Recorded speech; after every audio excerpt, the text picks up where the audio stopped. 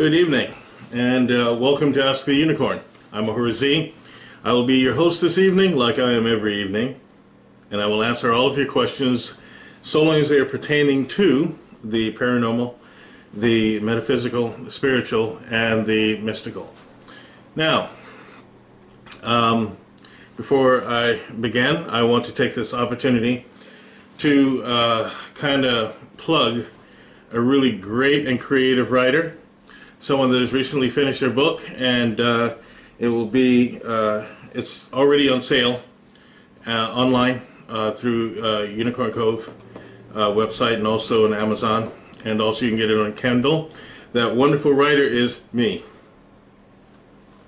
My book, The Way of the Unicorn. Get it as soon as you can. As a matter of fact, buy two. That way you can have one, and then you can give one to your friend. Okay, as I say, good evening. Charlie Alejandro is dealing with some family matters right now, and our thoughts and prayers go out to her. Now, let's get right to the questions. I've heard that a person should not buy their own tarot deck. It should be given to them by someone else. Why is that? Is it okay then to ask someone to give you one? No. You should buy your own tarot deck. I don't know where people come up with these silly little myths, and they come with these little clever things, and usually it's someone with a really unstable disposition that says something like that. You know, you should not buy your own tarot deck. It should be given to you as a gift. No, you buy your own. I want to make that perfectly clear. You don't want someone else's energy involved in what it is that you are doing. Whoever said that and made that up, and it just spread like wildfire, like a lot of things do, shame on you. You buy your own tarot deck. Don't ask someone to get one for you. If you want to order one, that's different, but don't do that. Okay, you're just falling into another trap, and we call it those metaphysical pitfalls and traps that people love to fall into daily. What you have to do is think for yourself and stop letting other people think for you. And all you people that are waiting for your horoscope to come up in the newspaper, shame on you again. No two people are alike. So someone who says, well, you know, today for Aries, blah, blah, blah, blah, blah, please. There's no two people alike. Therefore, there is no horoscope for anyone. We've got to stop being so gimmicky. You know, it's like everyone jumps on this wagon train, you know, just because someone else did it. You've got to think for yourself and try to be positive about your choices. Let's take all of the mystery out of mysticism, because the two have absolutely nothing to do with each other. If you're going to buy yourself something special like a tarot deck, it's a very personal experience. It should be something that's crafted for you. Now, how is someone else going to go out and decide what your perfect personality is? You have to think about what you're doing. So please, stay out of the world of the gimmick. I don't care what you've heard on Wikipedia or read on Wikipedia. I really don't care what it is you've heard on someone's quote-unquote mystical show, or whether or not you listen to someone who called themselves a, you know, I'm a Wicca Druid, Chaos Tarot Witch, whatever. Please, all you do is attach your energy to someone else's. And you know what's really funny about that is those people always like to take credit for your development by saying things like, well, yes, I was the one who gave you your first tarot deck. And even though you can read them backwards, left, right, front, back, in, and out, it was me that gave you your first tarot deck. Will you please stay out of that crap? Pick your own tarot deck. Make it simple. Mysticism is always simple.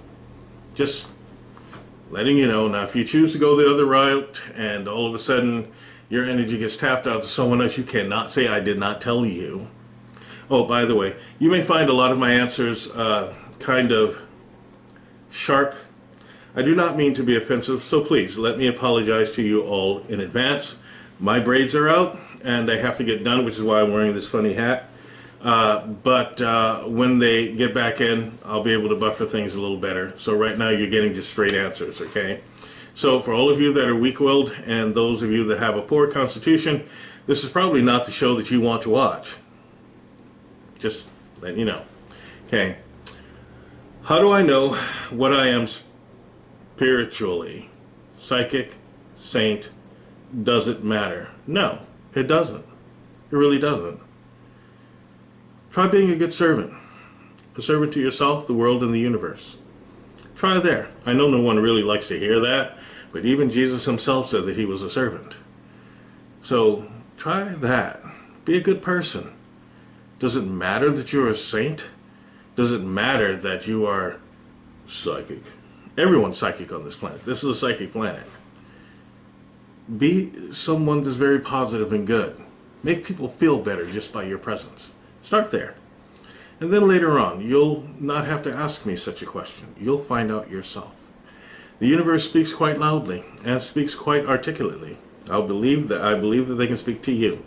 Now, for those of you out there that go out and purchase pictures and say anything that you want to the picture, believing that that picture is the actual entity that you're speaking to, and you can talk to it and say, what am I? And it tells you, you are a saint.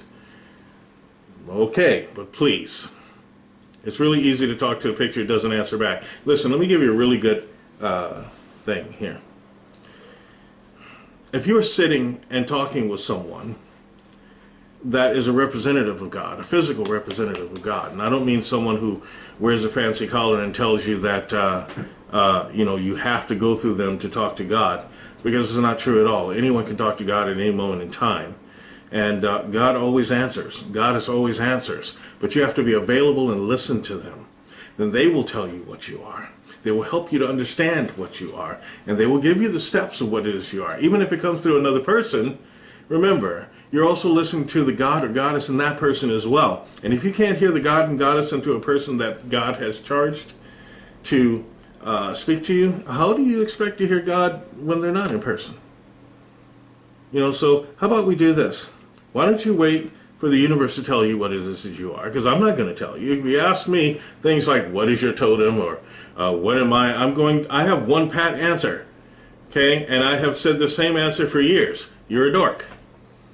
Okay? And for those of you that need a little more complicated answer, more complex, I'll tell you you're a dork fish.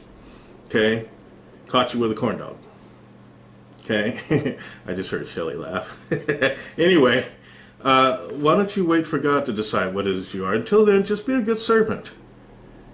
There's nothing wrong with that word. You learn to serve people. You learn to serve the universe, and you learn to serve yourself. And then, you'll get the other stuff. And believe you me, being a servant is not that easy. It's very simple, but it is not that easy. But you can love to do it. Okay, next question.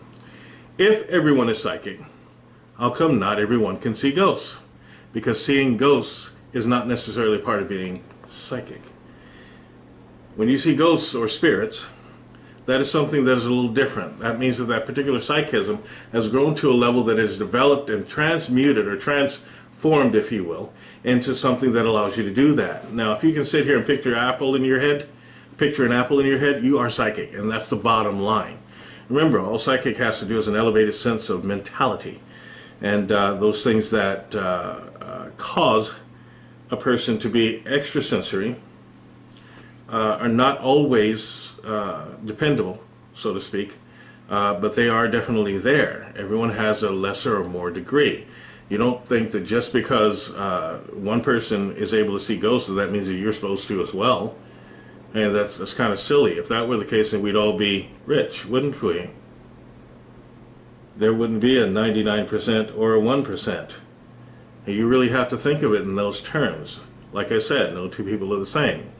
Some of us have a little more, some of us have a little less. Some of us have it in this particular way, and some in other ways. It doesn't make one better or worse. It merely makes everyone different, which is exactly what we want to have in this life and this species and this particular earth, so that we can all share different perspectives, and that's what makes us strong. So no, not everyone can see ghosts because we're not all equipped to do so. Doesn't mean that you're any less, or doesn't mean that you're any more. I mean, think about it just for a second. Have you ever seen people, a lot of people that say that they see ghosts? I've had the privilege of walking up near a group of young people that were talking about, I see the spirits on everyone, and there's so much pain in there. They're rocking back and forth and saying, "Oh my God, I can see the ghosts." And I've looked, I didn't see anything. I saw some things all around in other places, but there was nothing where they were pointing. They were making it up. Or maybe they just felt something and didn't know what they were feeling. Yet everyone around them believed them. And what was I going to say? Walk up to them and say, you're lying, right? You guys know this person's lying. Remember, we all have our gifts in different ways. Find yours. Don't worry about whether or not someone else can see ghosts. All right. If I visit Hawaii, what could I do to see the goddess Pele? What gift could I bring to please her? And what should I not do? Sit around and think that Pele is not everything. Wait for Pele to single you out just so that they can show you something, and take for granted everything else that is all around. Remember, Pele is Hawaii. You have to always remember that. And the only gift that you could bring her is yourself and your thoughtfulness. If you choose to give her something physical, then understand that you can give her something physical any place in Hawaii. As I said, Pele is Hawaii. What you should not do is take anything that Pele doesn't give you. Like a lot of tourists like to go and take some of the volcanic rock, even though there are signs all over the place that say, please don't take the volcanic rock, especially from this place, because if you do, you will incur a curse. And then their life falls apart. They call someone like me and I have to return it with a note and an apology for that person. Remember, have some respect. And that goes for all of the people there that say, well, I don't really believe in Pele. Isn't Pele that soccer player? You have some respect. Hawaii is Pele. Pele is Hawaii. Just don't be disrespectful. It's as simple as that. You don't have to build a shrine to Pele or anything like that. Just show some respect. I'm sure that Pele will honor that respect. She always has. And that's a good thing to remember. Remember, we, in our culture, in American culture, we really don't have too much respect for other cultures. We like to find things wrong with any other culture. But remember, we're based upon every other culture. There's nothing that is original here in America, except for what the natives have always had. And even then, if you look around in certain places, there are still signs that call the people, the natives that were here, the indigenous tribes that were here, called them savages because they didn't want to sit around and allow everything to be taken away from them. So you really have to think about things. If you go to Hawaii, understand you're visiting Hawaii. Be a respectful visitor, and that's enough for Pele. I guarantee it. Okay. I went to a cemetery with flowers. I was pulled by a force to a grave, and my right arm took over. I looked at the heavens. It was nice. Was it God?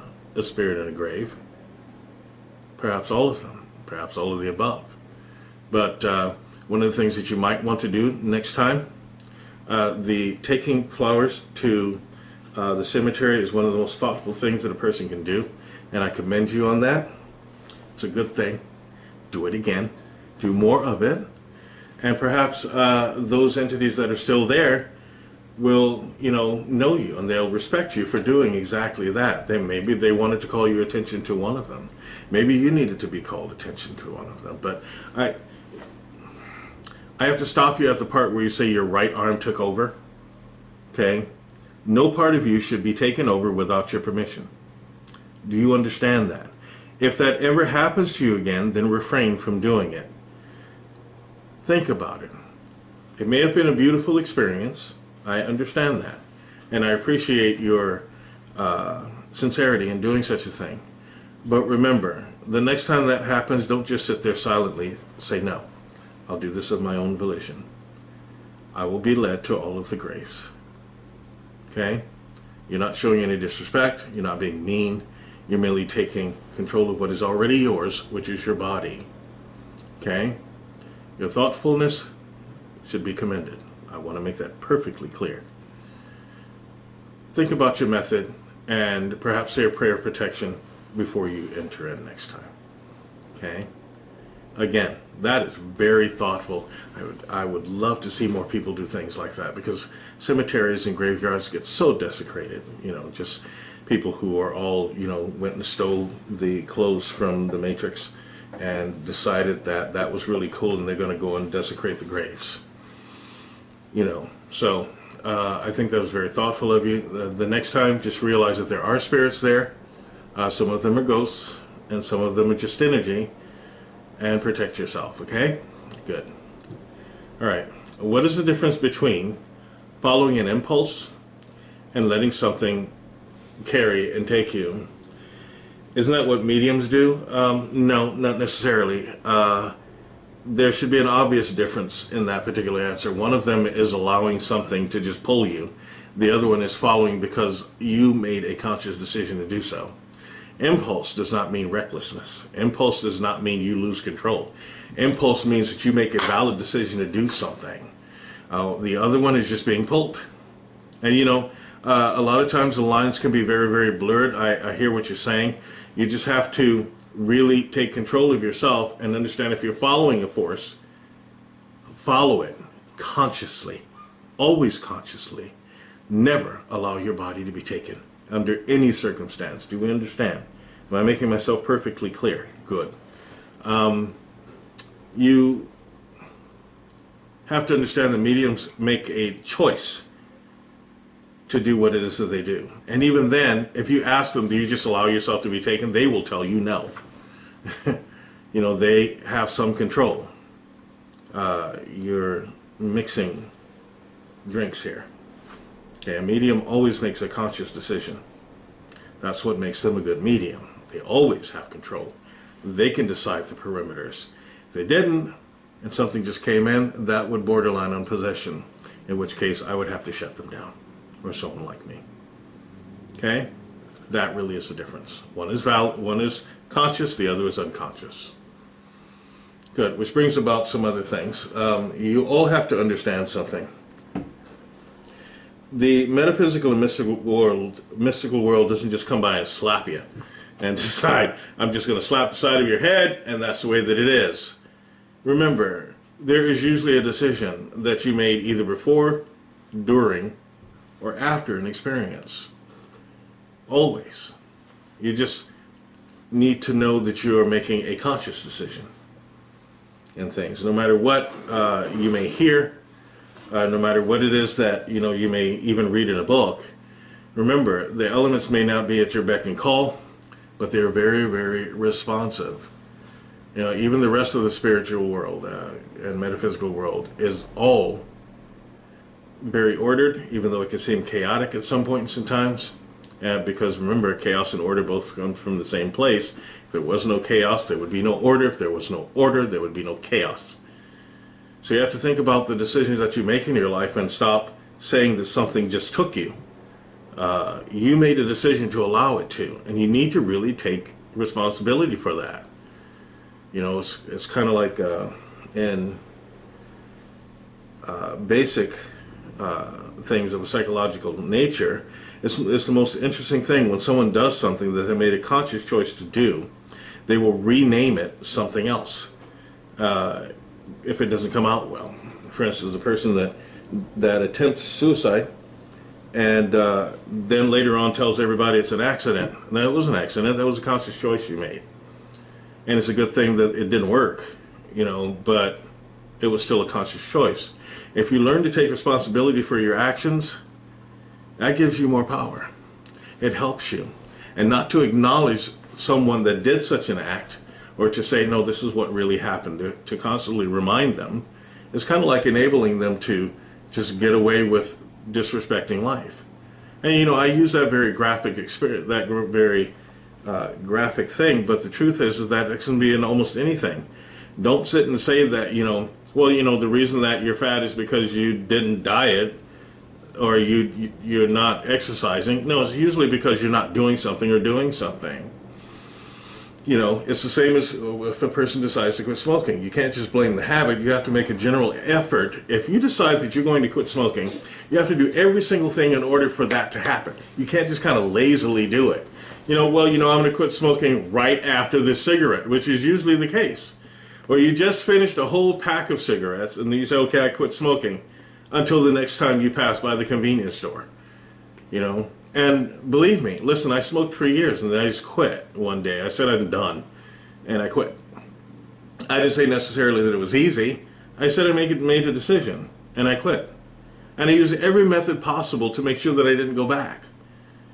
But most of the times what we will do is we'll find some excuse. Oh, it was a particularly stressful day today. I couldn't find my left sock. Or something like that. You got to stop making excuses for not doing what it is that you say you're going to do in your life.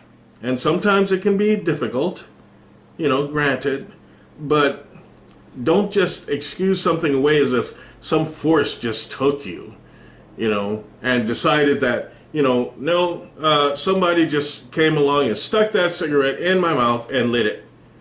And, that's why I can't quit. It's just a habit that I can't break. Yes, you can. There's any habit you can break. It takes a decision. Don't find reasons to go backwards. If you don't want to quit smoking, then be honest with yourself. Anyone can respect that. Although there are a lot of things that, in our ads and everything, just deciding to program us one way or the other. First salt is bad for you, then it's good for you, then it's bad for you. Cigarette smoking is bad for you. Marijuana is an illegal drug unless it is prescribed to you by a doctor who says that it can help in these particular practices. They don't know, but it can help anyway. You have to really think about your decisions and then be willing to own up to them and stand by them, for God's sake. Stop being so wimpy. Okay? If you want something done, remember, if you see the need, you do the deed, and then stand by your decision, no matter what happens. Remember that, so long as it's a positive decision. If you see that you're doing something that is hurtful, then back up. Just back up. If you're doing something that you feel strongly about, and you can really say that you feel strongly about it, then stop allowing people to talk you out of it, for goodness sake. Stop allowing yourself to be taken and then blame it on something else. Well, I really don't want to drink all of this Tabasco sauce, but if I don't, then, my mom will get mad at me, and, I really don't want to deal with it. Deal with it. Let them get mad. They're the ones who are wrong. Remember that. All right. Someone told me that everyone has to incarnate as evil people in order to... What are you people reading? And who is the someone that keeps telling you stuff that? Everyone has to incarnate as evil people in order to understand them and to balance your incarnations. Is that true? No. You know better. Why would you even ask me something like that? You don't have to. Wow. Some of the things that people say are amazing to me. You have to think about what that person wanted from you in order to say something like that. You have to be an evil person and incarnate as evil in order for you to understand evil. I really don't want to. There's enough in one lifetime that we can call that we've done evil, and there's no one person out there that has never committed an evil act. And remember that. That particular person that told you that is insane. Okay? Remember that.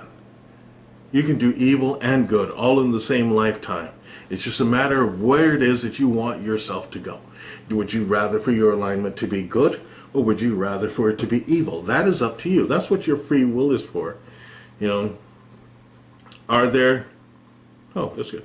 Are there pure evil people walking around? Yes. People who are the devil? No, the devil is the devil. Remember that.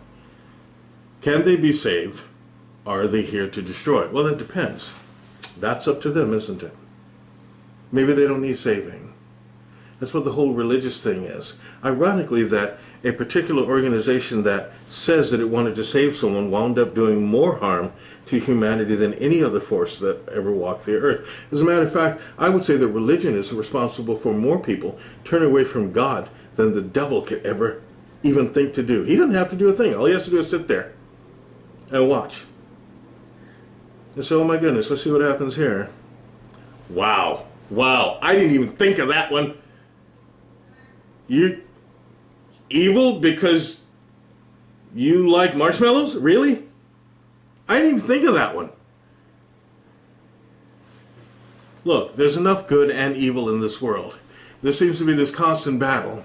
But at some point in time, you have to realize that it goes further than a person's bias, and it needs to go into the areas of more positivity and negativity. Remember, good and evil have taken on lives of their own. There may have been a point in time where there was neither one, and that's great.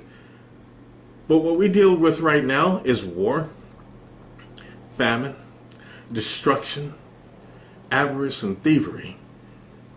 We deal with violence and murder. Just this young boy got shot and killed by someone who was supposed to be a neighborhood watch captain because he saw someone wearing a hoodie, and in the police call, it says, and they playing his voice, it says, well, he must be up to no good because he's got on a hoodie and he's black. Now, what do you make of something like that? It's obvious that was a racially motivated thing, but I don't want to get into the politics of it. When you create a law that allows someone to chase someone and shoot them, that is evil. Okay? By the same token, there are other places that recognize the good that people are doing. I don't mean the little girl that's standing outside watering her flowers.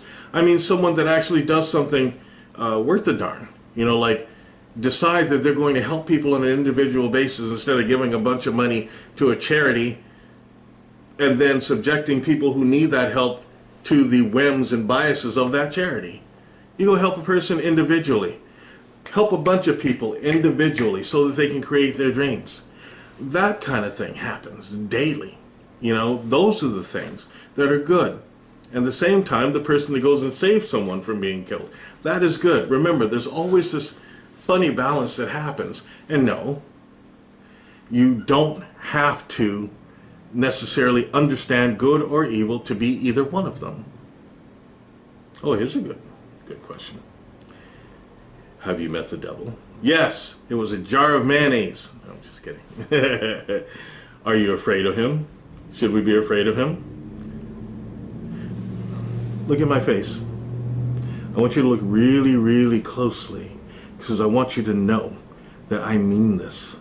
No, I am not afraid of him. I have nothing to fear from him. I look at it this way. I know that God exists. Not believe. No. And I know myself. And even if he were 1,000 times more powerful than me and decided to attack me, I would get one good shot in. Period. I don't sit around and wonder whether or not I'm afraid of the devil, because I really don't let it occupy that much of my time. I think about the things that I have to think about every single day, which is figuring out ways to help you people understand that you don't have to be the subject or the victim of evil, nor do you have to be swayed by how much good there is. Because you get into either one of them, you are no good to anyone. You have to find some way to bring yourself from those different places to a realm of logic and move ahead so that you can experience both of them, deal with both of them equally, and make sure that you are moving on towards a higher purpose. And that purpose is to be able to bring those things that were separated back together the way that they're supposed to, so that you can exhibit some form of strength. So no, look at me very closely. Even if you're Satan himself listening, I have absolutely no fear of you. And even if I were shaking in my boots, I'd stand my ground. Just like everyone else should. So, excuse the dramatic thing, but it's just how I am. And those of you that know me know this is exactly how I am. So, No, you should not be afraid of him or her. Because believe you me, the devil that is in the female form, if you want to call it that, can be far more devious. Yes. What was my most frightening experience? If I can talk about that briefly. There's no such thing. And I wouldn't tell you even then. That's between me and God. And you should think in that way for yourself. I've been frightened a lot of times. I've been in some pretty harrowing experiences. But they move on, and so do I. The experiences that I have had, I could probably write another book with, or film a movie, because the truth be told, a lot of these movies don't even come close. But then again, there's been some things that have been like cooked for me that I was pretty frightened of, like pumpkin pie, anything with mayonnaise in it, you know, sardines. And that's just the way that it is. All right, someone told me that everything important that happens in our lives is predetermined, meaning we agree to experience them. Can we change our minds and say no? It depends. I don't believe they were predetermined all of the time, because at least I should know what I chose. While it is true that both your past and future lives are all based upon an echo that is constantly going, and remembering that in order for you to evolve, you have to have a destination to go to, which means that there are future lives, there could be a predetermination on many, many aspects. But then again, you always have the opportunity to change something. It all comes up to a certain decision, doesn't it? It's like you always know. Even if you don't know which way you're going to go, you still have to make a decision. To make it so something that is so mysterious and something that is so vague is a little uneducated. It's usually what someone says when they don't know themselves. It has always been my thought that certain things were orchestrated, or certain big things, and you were supposed to navigate your way through the situation, kind of like a test of character, Kobayashi Maru. I learned that word many years ago. You know, it's kind of like being in between a rock and a hard place and figuring out how to get from out between them, or out from between them. And all you really have to do is use the faculty that is given to you, or someone has to come along and give you an answer. Usually, even if you're set in a situation, you have to make decisions. So nothing is entirely predetermined. Even if you were supposed to meet someone or talk to someone at a certain time, basic decisions in your life that you have made could change it entirely. It doesn't mean that you won't meet that person. It just means that you'll meet that person in different aspects. Or maybe you will remember something that was supposed to happen, but it didn't because you turned right when you should have turned left. Or maybe that particular person came along in an entirely different scheme, and then you just briefly, glanced at each other and said, oh, well, okay, I get it. Nothing is entirely predetermined. That's ridiculous. Otherwise, the things that you have done wrong in your life, like, you baked a cake and left it in the oven too hard, was predetermined, and that would be absolutely ridiculous. That was based upon your own carelessness, or maybe you just didn't pay attention.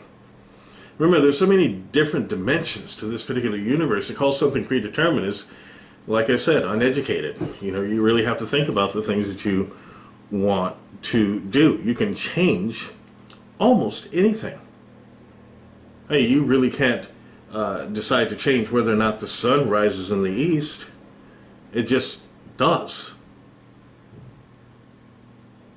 No matter what you do. You can pretend that by turning around and calling it another direction, but the truth is it still rises in that particular direction. Even if that direction is a little off, you can't really change that. But what you can do is change how you function in it. You can change how you navigate through that particular experience. So predetermination only makes up one part of things. And even then, what we like to say happened to us is what was predetermined. And it's usually some very airy-fairy person says, but you chose this. No, no. Tell me how any child chose to be beaten senselessly or bloodied by the person that's supposed to be taking care of them. That doesn't make any sense. It's ridiculous. And if that person did, they should at least have the right to remember that they made the choice. Kind of like the human Sentai pad. Remember, you chose this. You chose this. There should be a big agree or disagree thing just before you make a decision. So you really have to think about the dimensionality of things. You can't just, say everything is flat. This is your destiny. Going back to the devil question. Why is the female more devious? Well, for years, mankind has decided that the female is the more docile of creatures. Yeah, in my experience, I can't agree with that. I mean, if you think about it, my teachers were very, very powerful women. Did more for me than any man ever did. And these women were extremely creative and powerful in ways that I could not fathom. Yeah, if you ask her, well, the female is the weaker sex. Seriously? You really believe that there's not just letting you think that because it's convenient for them to do so? We men, we have our powers and our strengths and everything, but you can't just deny the fact that, had it not been for good women, there would be no good men. You can't deny that fact. So to take women for granted is absolutely absurd. Yeah, I hear it. Of course I did. It's ridiculous to think that I did not. What make you people think that I just popped out being super perfect or, honorable and all that good stuff? No, you have to learn those things. It wasn't predetermined. You have to learn. And I went through a lot of things. And there were a lot of people that reached out to make sure that I am the person that I am right now. And even that is still in a state of perfection. Perfect, but becoming more perfect every day. And it's these few women that reached out and said, okay, we're going to really give this guy a shot. But remember, to the degree that a person can be beatific and a person can be very benevolent, that person can also be malevolent. And believe you me, anybody ever worked at a fast food joint here? And you had a female manager? Oh boy. She could really lay down the law there, and you really can't move much. But at the same time, I've worked for some that were awfully just wonderful. But there's one thing. You can usually deal with a guy, if you're a guy, because we kind of have this guy thing going on. But it might sound bad, but the people that I've worked for that were the worst were usually the women, because they can figure out ways to hurt you that you don't really think about. And I don't mean like coming along and decide to kick you in the numbers. I mean other stuff. So it just seems natural. By the same token, those women that helped me out were more powerful and did more for me than any guy could. So you might say I'm a little biased. By the same token, I know this little girl. Her name is Lexi. Oh, that's pretty devious. I mean, she's not the devil, but she could probably be the devil's shepherd if she wanted to. Now, in all seriousness, listen. For those of you that say, well, why did he say that women are more devious? Think about things that have happened. They're also more creative. It's just a natural thing. We guys, we don't get taught that. We don't. And you have to admit, we don't get taught that. Now, if we were left to our own designs and we had good teachers like women, then we would be. Just like if those women had good teachers that were men, they might be something else. It's just the way of the world. It's okay. Doesn't mean that, I think of women in the worst way, because you all that know me know better. So, it's just the way it is. Now, how do you know things about us? Histories, etc. Is it you, or is it God working through you? I'm curious. If it just comes to you in a message as if from another person, do you feel as though you already know? Yes. It is that God that is within me, the Holy Spirit that moves within me, that enables me to do all things. Let me say that first and foremost. God and goddess, goddess and God. It is that way. But remember, I was born this way. I am what you call a telepath. This is why I know things.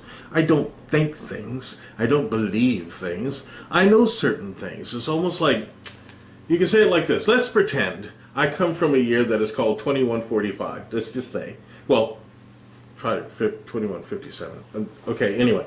And I know all of the events about most of the people that I will ever come in contact with, and those peripherals up until that year. It's like having really, really big eyes all the time that I really don't get to shut off or, close. So when I say something, you go, oh my God, it's as if you know me. I do. Remember, God knows all things. Goddess knows all things. And the little bit of vision that they've decided to imbue me with knows all things. Why? Because it's a part of God. It's a part of Goddess.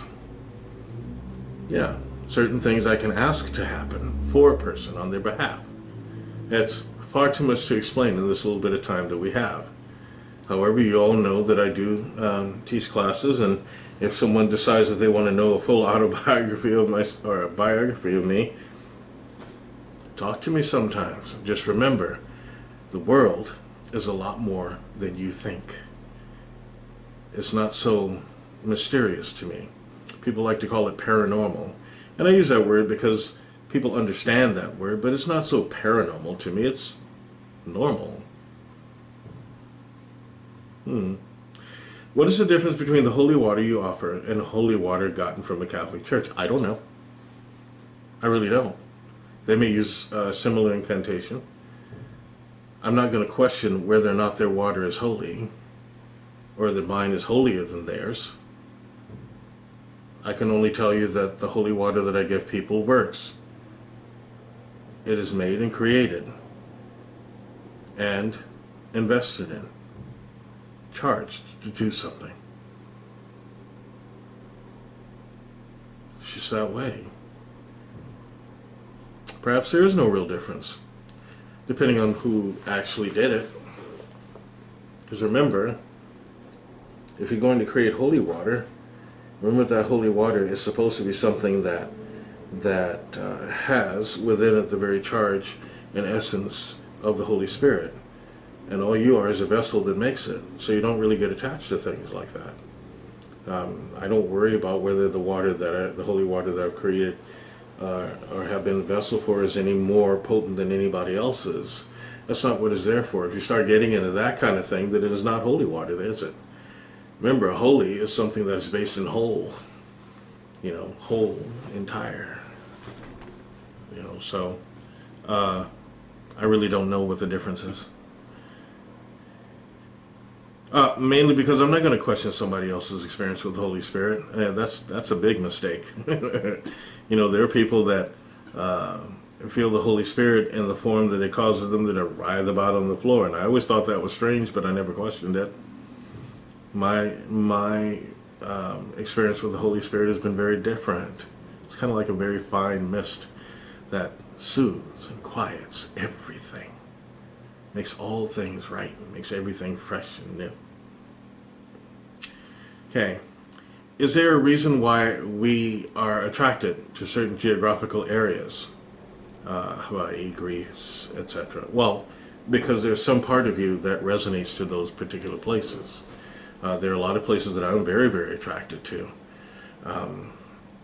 Hawaii being one of them, Greece being another one. It doesn't mean that I have to necessarily go there. I would like to at some point in time. I'd also like to go to Scotland. But those are places that resonate with something on the inside of you. Or perhaps there's something there that you need to pick up that you may have left behind in a previous lifetime. Maybe you really liked that place in a previous lifetime or even in a future lifetime. There's something that resonates perfectly with you, that calls and attracts you. And that's really what it is. Maybe there is a metaphysical a reason for it. You know, some people just like to go to places that are very tropical. I do too. I like things that are very mountainous, and I love the beach. You know, I always seem to feel a little drunk when I go there, you know. But it's something that resonates with me. I mean, the cold resonates with some people. I knew some very cool people years ago that would do things like get naked and jump into the river in the dead of cold, and thought that I was going to do it. No, not going to happen. Not if I can help it. You know, but they were very comfortable doing it, and I never really got it, but okie dokie. You know, these are things that resonate with people. They resonate with you. Find the place that is going to be the most resonant with you and be there if you can. If you can't, it might be a good idea to start working on it. You know, that's just what I think about it. Now, I would like to address something else. It seems that in our particular society, people are very fascinated with evil. You know, everybody likes to see that, you know, and that's fine, you know, if you like it in a movie and stuff like that. But I find it interesting that more people are fascinated with evil than there are people that are fascinated with good. Perhaps there's a misconception about evil. Evil is not cool. There's nothing really cool or slick about it. You know, it's just evil. You know, there's more, in my particular opinion, I'll put it that way, because remember, everyone has a right to choose their alignment. I found more about good that is cool. But that's just me. Now, you've touched upon the topic of human hair extensions in previous episodes. Can you put into more detail about what wearing someone else's hair on your head entails metaphysically? Well, that's pretty simple. It means there's somebody else's hair on your head. Okay, you're wearing some other human's hair on your head. Okay, if you like synthetic hair, that's fine, because, you know, my braids are mostly synthetic, and that's cool, that I usually have. It doesn't have somebody else's DNA on my head. Even physically, forget metaphysically, but physically, you really have to think about that. I mean, I know it, you know, looks natural and all that good stuff, but think about it just for a second. You have someone else's DNA on your head. Metaphysically speaking, you have someone else's metaphysical DNA on your head, which means that it could influence a lot of your thoughts. And you people, I need to say this again. You people that promote that donating your hair to locks of love, what's wrong with you? What is wrong with you? There's nobody there who loves you. They can wear a synthetic wig too. I've seen women have this beautiful hair, and they will lop it off because some friend got jealous that they had long and beautiful hair and told them, you should donate your hair to Locks of Love. You know, no, absolutely not. You have no idea what those people will do with your hair. You don't. You might think that you're donating it be a front for some huge voodoo thing. And then you wonder why. I keep getting these headaches, and I've contracted this, and I've done that. Maybe it's because you gave your hair away, silly. Those people don't love you. Now, if you had a relative that you were, you know, willing to help out in that way, that might be an entirely different thing. Still kind of creepy, but it might be an entirely different thing. You know, I think I just covered that when I said what can happen to you when someone else has your hair. Remember, that's something that was attached to you that has your energy, which means that you have given them permission to infiltrate your energy. Or not even that. They could just, like, dance around with it and do funny stuff like, hey-ya, hey-ya, hey-ya, hey-ya, my hey-ya. You have absolutely no idea what this person is doing. In a lot of black magic rituals, hair is one of the most primary things that is used. And people actually make a brew out of a person's, the essence of a person's hair. and drink it. You know what that does? It creates kind of a bond between that person and the person using the hair. And like if a person just decided they wanted to take your skin. In other cases where a mother will take a lock of a child's hair and keep it with them for the rest of their life, it's kind of a way of making sure the child really doesn't stray away from them. And anybody that's actually practiced some form of witchcraft at any point in time knows this. You know, you all have to be very, very careful with what it is that you decide to give away or even take. Now, a lot can be done with the hair. Like I said, I teach classes. I'll answer some of your questions. Many spells have been cast with a person's hair. If you yourself have good intentions, can having someone else's hair on your head still harm you? Yes. Yes. The rules don't change just because, well, you know, I had a good intention about it. You know, the rules don't change for you or anybody else. It's just the way the things are. You have someone else. Okay, let me ask you a question. I could ask you. Hey, if I have someone else's skin on my body, and my intentions were good, and that person not related to me in any way, shape, or form, should I act strangely if all of a sudden my body starts reacting like the skin graft is an enemy? Or all of a sudden I start feeling and thinking differently? But my intentions were good. Your intentions only have something to do with anything when you are creating an incantation or a spell. Lots of people have good intentions and do the wrong thing. And then everything comes out wrong. Think about what you're doing. Listen, there are all kinds of things now. We've progressed in such a way that even synthetic hair doesn't always have to look as though, you know, someone just threshed it.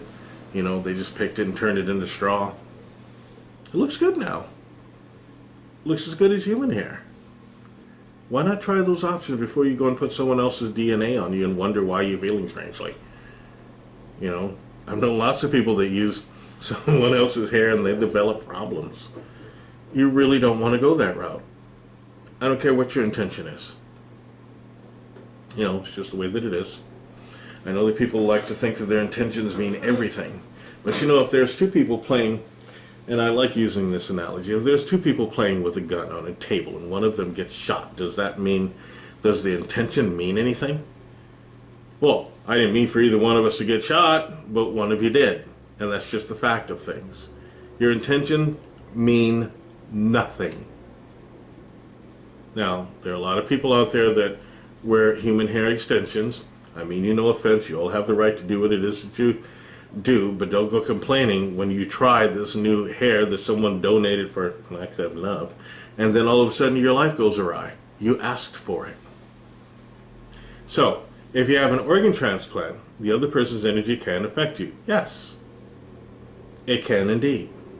I know one case where where the person's got a transplant and it did affect them. Fortunately, that person's fairly strong, but it did indeed affect them. It's just the way that it is. It saved their life. Yes, it did, and that's very, very good. And hopefully, this is probably why they usually ask the family for something, but there's some things you can't really ask the family for. But the person got a new organ and waited a long time for it. And when they got it, though, and it had healed all up, it changed them. It just did. But that was to be expected. Remember, it's someone else's DNA, someone else's makeup. Do you know that your physical makeup also contains with it your psychological makeup to a degree? Just the way that it is. Psychological and even metaphysical makeup. And that's something that people really need to think about. You know, that's great that, you know have a hand that works, or you got a certain organ that works and it keeps you alive the way that it should. But just because it's an organ that is no longer in a body does not mean the energy of that body has gone. It's just the way that it is. Like I said, eventually, hopefully, your energy will take it over. That's what you're aiming for. And hopefully it will absorb itself into your body, into a cellular memory. And then perhaps an etheric memory, and that the etheric field will actually filter the old memory out and keep your memory in. But you are changed to a degree. Listen, we're based upon that thing. How do you think you got here? I mean, your cell from your mommy and your daddy came apart and created you. And then you're totally different from the both of them, even though you may share some traits. It's really quite elementary. It's just the way that it is. Okay. Is there something special about a being's blood? Yes, there is. It keeps you alive. I've heard that you should never drink blood. And kosher foods are drained of blood. What is so special about blood? Without it, you cannot live. And you know, it does warrant to say this, that it's like any other mechanic, and we have a biomechanic suit that runs off of a certain element, and that is blood, or a certain thing, that's blood. It's just the way it contains within it those things that are going to keep us alive. Without it, you die. Bottom line. Even those people that believe that they're daywalkers, you still need blood. Okay? It's just the way that it is. You have to understand that the very life force is contained within that particular fluid. It's very, very valuable. And other people like giving blood, and that's fine. I have nothing bad to say about that because it does save lives. At the same time, it's probably best that you try to keep what blood you have in your body. And you're right, you shouldn't eat or drink blood. But, you know, no one can really say that. We were raised on meat. And meat has within it blood. Now, even if you cook it out, it still has like cooked blood. But, you know, without getting into the whole political regime about it, if you're going to sit down and have a cup of blood, I wouldn't recommend it at all. Although there are people that are kind of creepy that way, drink blood. Especially in the metaphysical world, that's part of a ritual, several rituals. Some of them good, some of them bad. It is a ritual thing that is called communion, but it's not really done with actual blood.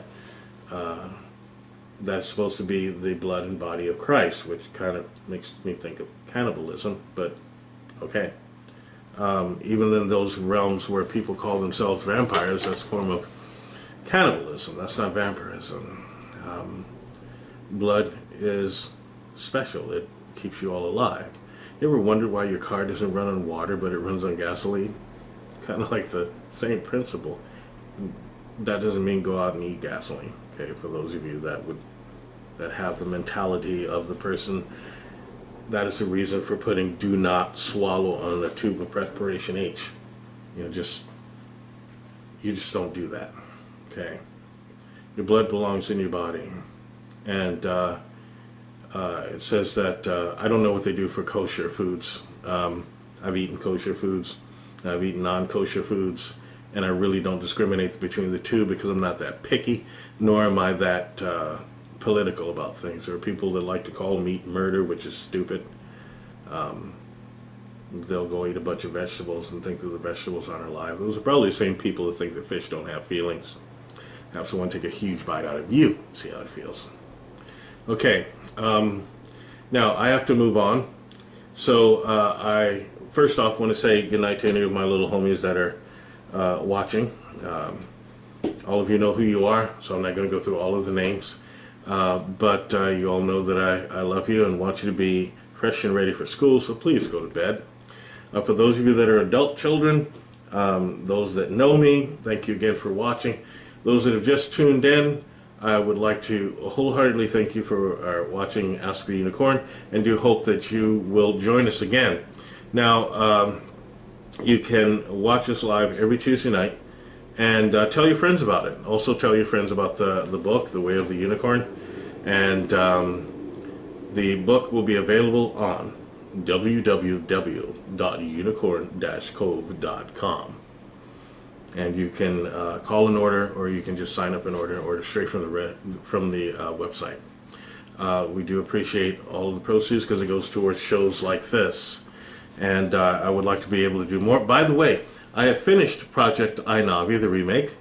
And for those of you that want to see it, I will be announcing a time where it can be viewed, and hope you all join in. Until next week, this is Ahura Z. DeLiza for Ask the Unicorn. Night-night. Namaste.